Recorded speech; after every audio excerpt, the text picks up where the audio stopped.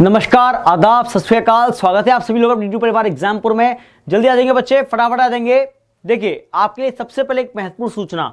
अभी हमारे पास चल रहा था बुद्धिज्म, ठीक है, बौद्ध धर्म चल रहा था, और बौद्ध धर्म को चलाते चलाते मैं आपको उसके क्विज करा रहा था, ठीक है। बीच में से मैंने आपको ये एक नया टॉपिक लेकर आया हूं। क्यों लाया हूं? क्योंकि आपने आधुनिक भारत पढ़ा था, मॉडर्न इंडिया में आपको पूरा पढ़ा चुका हूं। उसमें आपके कुछ महत्वपूर्ण आंदोलन जो एग्जाम में आते रहते हैं, ठीक है, वो आपके रह गए थे। कौन कौन से रह गए थे? चंपारण सत्याग्रह सुना होगा सबने। चंपारण मैं नहीं करा पाया था, स्किप करके। कल मैं आपकी प्लेलिस्ट चेक कर रहा था, उसमें मुझे दिखा कि आपके मजदूर और किसान आंदोलन नहीं हुए, ठीक है। तो मैंने कहा भाई मॉडर्न तो हो चुका है, पहले मजदूर और किसान आंदोलन पूरा करते हैं, बाकी वे बुद्धिज्म जैनिज्म चलता रहेगा, वो तो सीक्वेंस के अंदर, ठीक है बच्चों। आज इसलिए मैं आप सिर्फ आज ही क्लास के लिए आपको, आज आपका टॉपिक है मजदूर एवं किसान आंदोलन। अब बात करेंगे, शुरुआत मजदूरों से बात करते हैं। मजदूर, हमारे देश में मजदूरों की स्थिति बहुत खराब थी, ठीक है, और मजदूरों में खास तौर से महिला बच्चों की।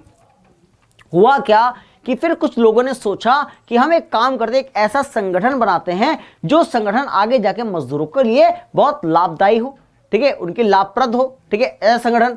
अब सबसे पहले मजदूरों का संगठन बनता है 1891 में। कब बना? 1891 में मजदूरों का संगठन बना। उसका नाम था बंबई मिल हिंद एसोसिएशन। मजदूरों का पहला संगठन भारत में कौन सा था? मजदूरों का कौन सा? आपका ये खाली यूपी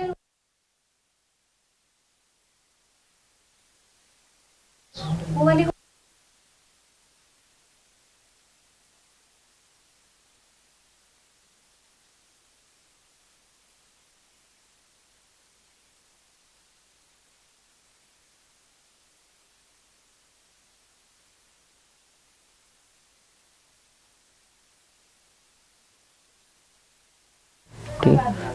हाँ, चलिए स्टार्ट करते हैं। Sorry for disturbing.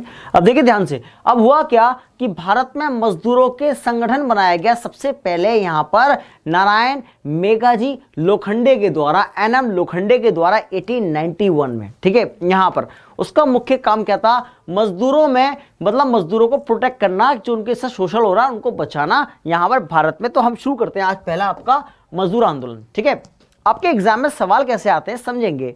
सबसे पहला सवाल आता है, भारत में प्रथम मजदूरों का संगठन कौन सा था? आप बोलोगे बंबई मिल हिंद एसोसिएशन नामक एक संगठन था, भारत में पहला मजदूरों का संगठन था। इसकी स्थापना किस साल हुई थी? 1891 में इसकी स्थापना हो गई थी।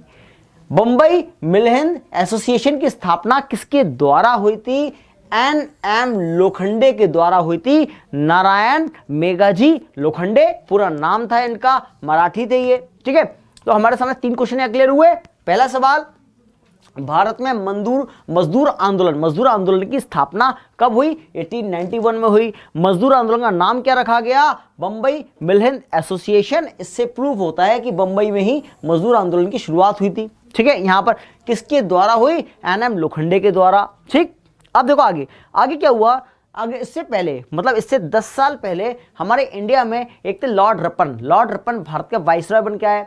लॉर्ड रपन ने देखा भारत में बड़ी दयनीय स्थिति थी मजदूरों की, तो उन्होंने एक कानून बना दिया भारत में। कौन सा? भारतीय कारखाना अधिनियम। जो मजदूर भारत के कारखाने में काम करते थे, इंडियन फैक्ट्री एक्ट कहते हैं इंग्लिश में इसको, भारतीय कारखाना अधिनियम कब बनाया? 1881 में लॉर्ड रिपन द्वारा बनाया गया। इसका उद्देश्य क्या था? भारतीय कारखाना अधिनियम का 1881 में बनाया गया था, 1881 के अंदर। उसका उद्देश्य था भारत के अंदर जिस कारखाने में जो बच्चे काम कर रहे हैं, छोटे छोटे बालक काम कर रहे हैं, उनको सुरक्षित करना, उनको प्रिजर्व करना इनका मुख्य उद्देश्य था। इसके अंदर से बालकों को, जब बालकों को सुरक्षा दी तो महिलाएं परेशान हो गई, फिर महिलाओं के साथ शोषण बढ़ा कारखानों के अंदर, ठीक है। तो यहां पर फिर उसके 10 साल बाद 1881 के बाद 1891 के अंदर एक नई चीज और पैदा हुई। इसके अंदर क्या पैदा हुई कि महिलाओं की सुरक्षा जागरूकता पैदा करने का अभियान चला। यहां पर नए संशोधन के साथ 1881 में बच्चों की सुरक्षा और 1891 में महिलाओं की सुरक्षा। और जब महिलाओं की सुरक्षा हो रही थी 1891 में,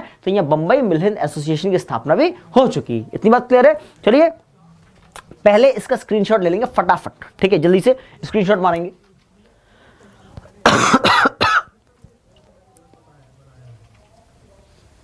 माइक चल रही है एक बार माइक।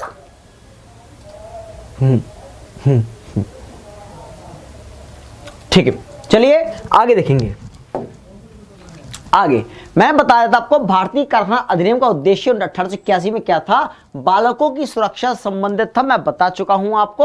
अगला इसमें संशोधन किया गया 1891 में, उसमें महिलाओं की सुरक्षा पे ध्यान दिया गया, यहां पर उनके अधिकार ना छीने जाएं। उसके बाद क्या हुआ, फिर भारत के अंदर एक चीज और आती है कि जब भैया मजदूरों का संगठन बन चुका था हमारे भारत में, क्या हुआ, मजदूरों ने सबसे पहली बार हड़ताल बंबई में की। अगर पूछे बंबई में मजदूर संगठन बना था, पहली बार बंबई में हड़ताल की, और हड़ताल करने के बाद यहां पर पूरे भारत में देशव्यापी हड़ताल हो गई मजदूरों की। कब? 1908 में। अगर पूछे भारत में सबसे पहले मजदूरों ने हड़ताल किस वर्ष की थी? 1908 में मजदूरों ने हड़ताल की सबसे पहले। ठीक है, क्योंकि मजदूर पागल तो नहीं हो गए थे, क्योंकि 1908 में बाल गंगाधर तिलक का नाम आपने सुना होगा, लोकमान्य तिलक कहते हैं, बाल गंगाधर तिलक जी की गिरफ्तारी हुई। इनको बर्मा के मांडले जेल भेजा गया, तो यहां सारे मजदूर भड़क गए बंबई के, और वो मराठी थे। मैंने आपको बता चुका हूं पहले, क्यों हमारे पास, मैंने आपको क्या बताया था क्लास के जब बाल गंगाधर तिलक पढ़ाया था, मैंने बताया 1893 में बाल गंगाधर तिलक ने महाराष्ट्र में क्या किया था, यहां पर शिवाजी उत्सव की शुरुआत की, और गणपति विसर्जन की शुरुआत किसने की? बाल गंगाधर तिलक ने। कहा? महाराष्ट्र में की थी। तो महाराष्ट्र में थे, और महाराष्ट्र का महाराष्ट्र के बंबई आता है, तो बंबई मिलिंद एसोसिएशन के मजदूर थे, उन लोगों ने पहले हड़ताल कर दी तिलक जी की गिरफ्तारी के विरोध में। ठीक है, अगर पूछे सबसे पहले मजदूरों ने पूरे भारत में हड़ताल, बंबई में हड़ताल कब की थी? आप बोलोगे 1908 में की थी। यहां पर लिखा भी है मैंने, प्रथम देशव्यापी मजदूरों की हड़ताल 1908 में हुई। उद्देश्य क्या था इसका? बाल गंगाधर तिलक की गिरफ्तारी का उद्देश्य इनका था। चलिए स्नैपशॉट ले लेंगे फटाफट। चलिए बहुत बढ़िया, आगे देखते हैं। देखिए अब उसके बाद अगला सवाल आता है यहां पर, अहमदाबाद मिल मजदूर हड़ताल। जिसे बच्चों आपको पता होगा, सबसे पहले साल पता होना चाहिए। अहमदाबाद मिल मजदूर हड़ताल किस साल हुई? 1918 के अंदर। कब हुई? 1918 में। महात्मा गांधी का भारत में ये दूसरा आंदोलन था, पहला तो चंपारण था, दूसरा ये था। ठीक है, उसके बाद अहमदाबाद नाम की जगह कहां पर है? साबरमती नदी के तट पे बसा हुआ है, और कहां? गुजरात में। कहां पर है? गुजरात के अंदर। ठीक, आगे देखते हैं यहां पर इसका कारण क्या था, अहमदाबाद मिल मजदूर हड़ताल का मेन मुख्य कारण क्या था, उद्देश्य क्या था इसका। ठीक है, इसका उद्देश्य मुख्य क्या हुआ करता था, जैसे मान लो अगर आप किसी फैक्ट्री में काम करते हो और आपके ऊपर पूरा परिवार डिपेंडेंट हो, ठीक है, उसके बाद अब अगर आपको कुछ हो जाए, ऊपर वाला ना करे, कभी कुछ हो जाए, तो आपके फैक्ट्री के जो मालिक की जिम्मेदारी है वो आपको एटलीस्ट आपकी सैलरी और बोनस थोड़ा दे दे, जिसकी आपकी देखरेख हो सके, आप ठीक हो जाओ, क्योंकि आप पूरे परिवार के पालनहार हो। ठीक है, पालनहार तो ईश्वर होता है, पर आप करता धरता हो परिवार के अंदर। ठीक है, समझ में आ गया। वहां पर एक बीमारी चली, प्लेग बीमारी। प्लेग चूहों के काटने से फैलती बीमारी। ठीक है, प्लेग बीमारी चूहों के काटने से फैलती है बीमारी, प्लेग बीमारी चली। अब प्लेग में क्या हुआ कि यहाँ बहुत से मजदूर मर रहे थे, बीमार पड़े, अस्पताल में भर्ती, पैसा नहीं था, परिवार का भूखा पैसा मर रहा है, क्या करें, जो काम करने वाला अस्पताल भर्ती है। तो इन लोगों ने डिमांड करी प्लेग बोनस की। ठीक है, हमें इतना, अंग्रेज तैयार थे, इसकी इतनी सैलरी है, उसका 17% दे देंगे बोनस। अंग्रेज ये बोल रहे थे, ये बोले 28% बोले, 28 से 34% बोल रहे थे हमें बोनस चाहिए। इसके बाद अंग्रेज नहीं माने, तो अहमदाबाद मिल मजदूर हड़ताल में हड़ताल हो गई मजदूरों की। देखो पहली हड़ताल तो बंबई में हुई थी, क्यों हुई थी बता चुका हूं, यहां भी हड़ताल हुई यहां पर, और उसका समर्थन किया पूरा महात्मा गांधी ने। और महात्मा गांधी पहली बार यहां आके भारत में भूख हड़ताल पे बैठे। अगर पूछा महात्मा गांधी प्रथम बार भूख हड़ताल पे कहां बैठे? अहमदाबाद मिल मजदूर हड़ताल 1918 में। ठीक है, जब गांधी जी यहाँ भूख हड़ताल पे आके बैठते हैं तो एक कंडीशन आई इनके सामने, एक कंडीशन पैदा हुई कि अंग्रेजों ने सोचा कि अरे यार अगर ये मजदूर मर गए तो इनको देना पड़ेगा बोनस। और गांधी जी की पर्सनैलिटी अब जानते हो, गांधी जी निकल लिए तो क्या होगा, तो हड़ताल के साथ दंगे भी हो जाएंगे। तो वहां पर अंग्रेज मान गए यहाँ पूरी तरह से, और अंग्रेजों ने इनकी मांगों को पूरा करा। ठीक है, मैं मांग डिमांड सी बात कर रहा हूं, मैं ये वाली मांग की बात नहीं कर रहा, ध्यान रखना। ठीक है, इनकी मांगे पूरी करी किसने? अंग्रेजों ने। ठीक है, यहाँ पर डिमांड्स पूरी करी और इनको प्लेग बोनस की मांग को स्वीकार किया। गांधी जी का सफल आंदोलन था ये वाला। ठीक, देखेंगे क्या है। अहमदाबाद मिल मजदूर हड़ताल कब हुआ? 1918 में। ठीक है, कारण क्या था इसका? मजदूरों द्वारा प्लेग बोनस की मांग करना इनका मुख्य कारण था। महात्मा गांधी ने आंदोलन में, मतलब महात्मा गांधी ने अहमदाबाद मिल मजदूर हड़ताल में प्रथम बार भूख हड़ताल पर बैठे थे, पहली बार। ठीक है, ये मैं आपको बता चुका। चलिए आगे देखेंगे। एक था AITUC मतलब होता है all India trade union Congress. ये कांग्रेस अलग संगठन है, ये अलग है। ठीक है, यहां पर अगर हम बात करेंगे AITUC की बात करते हैं, इसका मतलब क्या होता है, मुख्य उद्देश्य क्या होता है AITUC का। देखिए बात समझिए, जैसे हम बात करें कांग्रेस की स्थापना हुई थी 28 दिसंबर 1885 को, कांग्रेस बनी थी 28 दिसंबर 1885 को। पर AITUC की स्थापना, हिंदी में बोलते हैं इसको अखिल भारतीय व्यापार संघ कांग्रेस बोलते हैं हिंदी में, ठीक है। यहां पर इसकी स्थापना 1920 में हुई थी, कांग्रेस के बहुत बाद, मतलब कांग्रेस के करीब करीब 35 साल बाद। कांग्रेस 1885, 15 और 20, 35 साल बाद हुई कांग्रेस की स्थापना के बाद ये 1920 में किसके द्वारा, NM जोशी ने बड़े जोश जोश में AITUC की स्थापना कर दी, ठीक है। अब स्थापना करते उनको एक चाहिए था नामचीन चेहरा, क्योंकि NM जोशी को तो लोग नहीं जानते इतना, ठीक है। यहां पर तो नामचीन चेहरा जो चाहिए था वो कौन सा था, इन्होंने लेके आया लाला लाजपत राय को। लाला लाजपत राय को AITUC का पहला अध्यक्ष बनाया गया। एग्जाम में सवाल पूछता है AITUC की स्थापना कब हुई थी, 1920 में, किसके द्वारा, NM जोशी के द्वारा। और AITUC के पहले अध्यक्ष कौन बने, लाला लाजपत राय, ठीक है। बाद में क्या हुआ, ये ज्यादा नहीं चल पाई, 9 साल चली। 1929 में कांग्रेस के अध्यक्ष जो बने थे वो जवाहरलाल नेहरू बने थे। उनके समय के अंदर क्या हुआ, AITUC का विलय हो गया कांग्रेस में, मतलब विभाजन हो गया, कुछ लोग निकल गए, जो बचे वो कांग्रेस में आके मिल गए, ठीक है। तो AITUC समाप्त हो गई कब, 1929 में। इतनी बात क्लियर है, समझ में आया। चलिए AITUC हो गया, ये मजदूरों की बात है, क्योंकि मजदूरों ने मिलकर बनाई थी, व्यापार को स्ट्रांग करने के लिए। यहां पर 1920 में NM जोशी इनके लीडर थे। चलिए आगे देखेंगे, आगे देखते हैं भैया। अब आता है किसान आंदोलन। हम किसानों की बात करते हैं भैया। हमारे इस देश के अंदर किसानों की स्थिति पहले भी दयनीय थी, आज भी दयनीय है, ठीक है। पहले भी किसान बेचारे अपने फांसी लगा के मतलब आत्महत्या करते थे, और आज भी ऐसे कम नहीं है हमारे पास स्थिति, ठीक है। आज भी वही स्थिति बनी हुई है, क्योंकि देश के अंदर सबके लिए सोचा जाता है सिर्फ किसान को छोड़ के, और ये नहीं सोचते कि किसान वो है जो खेती करता है और हमारा पेट पालता है। हमारे भारत की आबादी, जनसंख्या इतनी ज्यादा है, इतनी ज्यादा है कि अगर किसान ना हो हम लोग भूखे मर जाएंगे, ठीक है। यहां पर हमें अनाज हम दूसरे देश कितना खरीदेंगे, दूसरे देश अपना भरपूर भरपाई करेगा, हमें देगा अनाज, ठीक है। यहां पर तो पर उन पे ही ध्यान नहीं दिया जाता पूरी तरह से, ठीक है। तो किसान हमारी बैकबोन है, क्योंकि हमारा भारत एक कृषि प्रधान देश है, ठीक है। एग्रीकल्चर कंट्री है इंडिया। इतनी बात क्लियर है। अब देखिए बात करते हैं किसानों की, बात करते हैं किसान आंदोलन में। एक आंदोलन नीला आंदोलन, ठीक है। यह महात्मा गांधी के पैदा होने से पहले था। महात्मा गांधी पैदा नहीं हुए थे, इनके पिताजी की शादी भी नहीं हुई थी। इनके पिताजी तो थे पर शादी तक नहीं थी पिताजी की। जब की बात है, कब की बात, 1859 से 60 की, ठीक है। ये एक आंदोलन चलता नीला आंदोलन।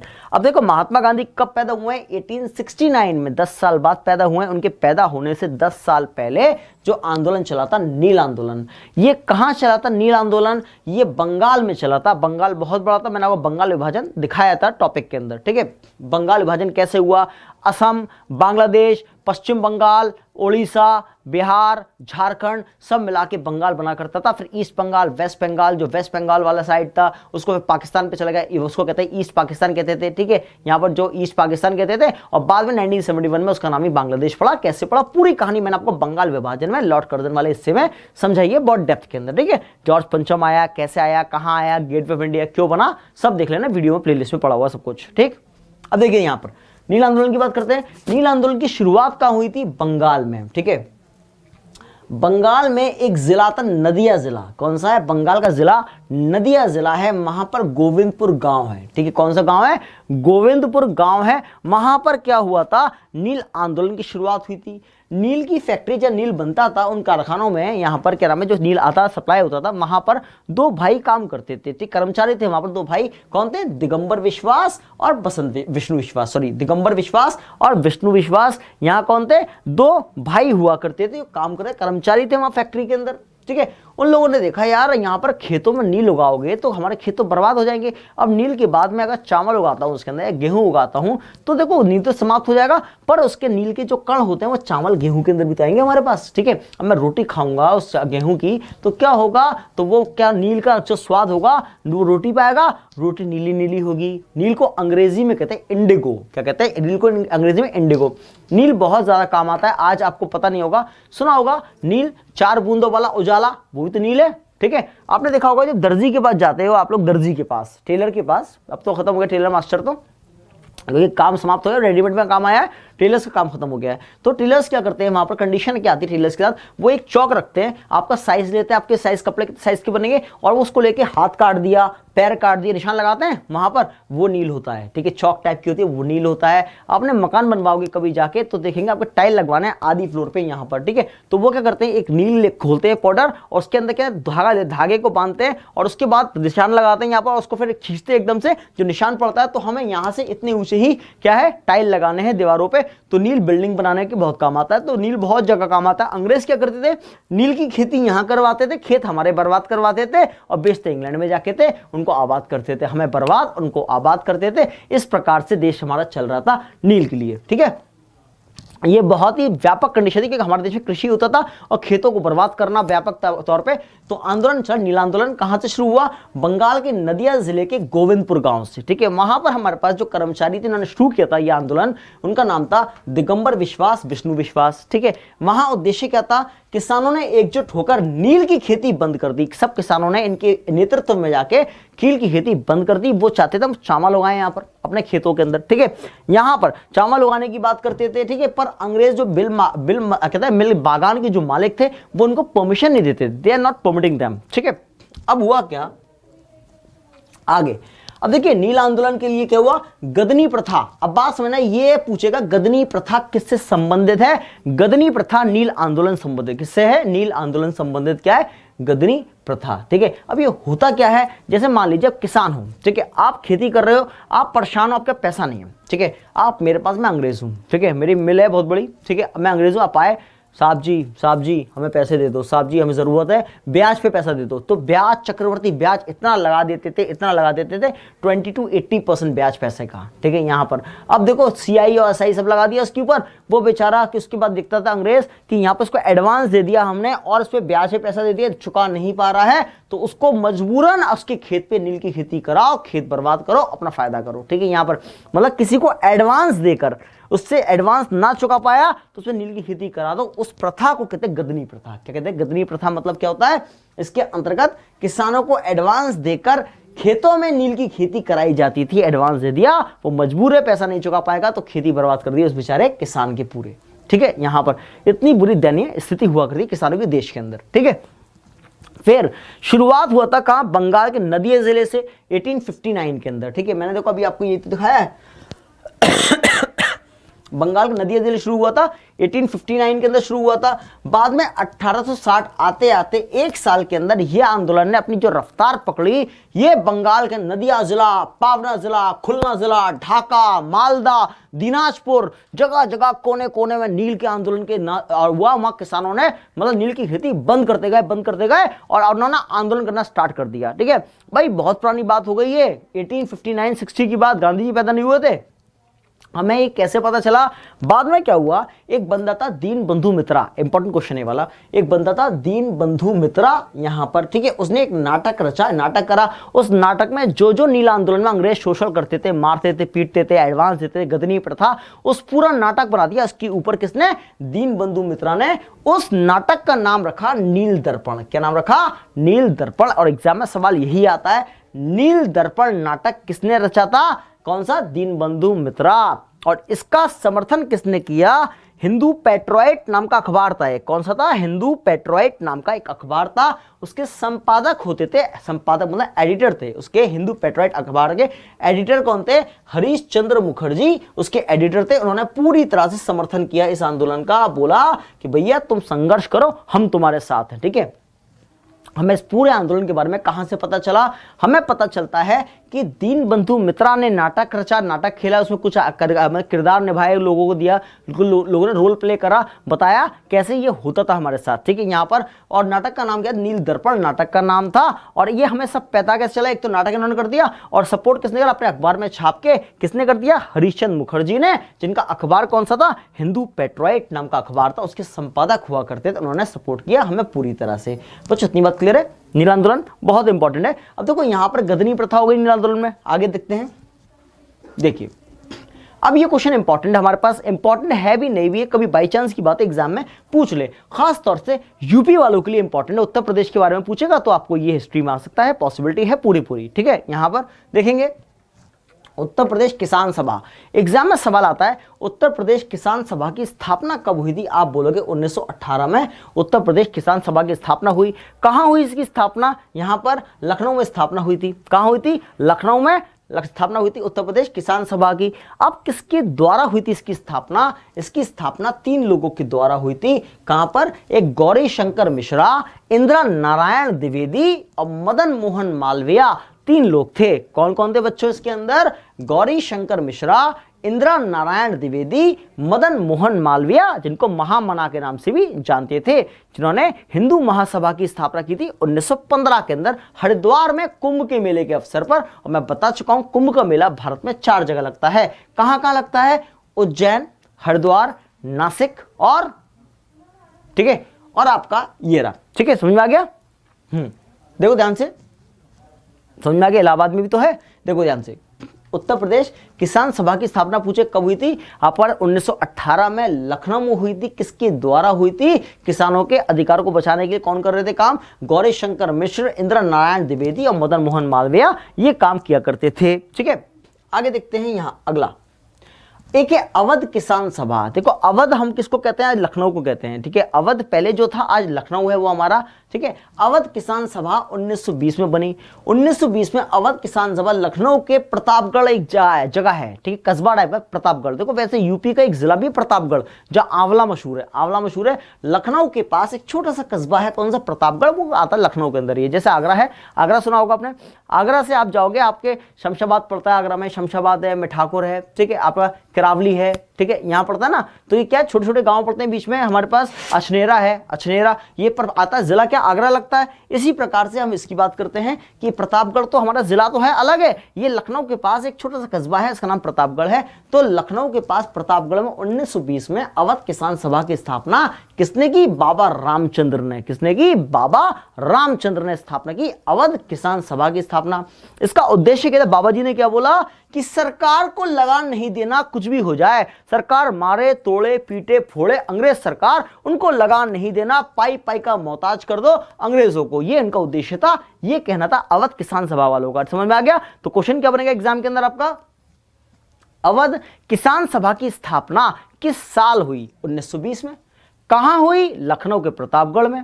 ठीक है, किसके द्वारा हुई? बाबा रामचंद्र के द्वारा। और इसका उद्देश्य क्या था? सरकार को लगान देना बंद करना है, इसका उद्देश्य था। ठीक, आगे चंपारण सत्याग्रह बहुत इंपॉर्टेंट। महात्मा गांधी जब साउथ अफ्रीका, दक्षिण अफ्रीका से भारत लौटे, कब लौटे थे? ये 9 तारीख को। ठीक है, मतलब कौन सा 9 तारीख? 9 जनवरी 1915 में आए। तो उसके बाद इन्होंने अपना एक राजनीतिक गुरु बनाया, गोपाल कृष्ण गोखले को। ठीक है, 1915 में इनके गुरुजी बन गए। अब 1916 जब आया था, अगली साल 1916 में लखनऊ में मीटिंग थी, जब गरमदल नरमदल एक हुए थे। कहां? लखनऊ में। पूरी कहानी बता चुका हूं, वो डीप में इसमें आपको, इसलिए मैं आपको स्पीड थोड़ा बता रहा हूं।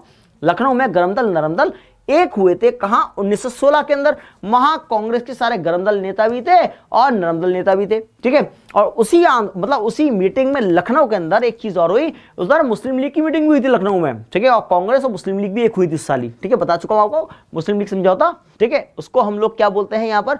लखनऊ समझौता ही बोलते हैं। अब हुआ क्या वहां पर उस टाइम, यहां पर क्या नाम है? बिहार में चंपारण जिला है। बिहार में चंपारण जिला है। वहां से किसान नेता पहुंचे। कहां पर? लखनऊ। ठीक है, लखनऊ पहुंचे, बड़े बड़े नेता इकट्ठे थे।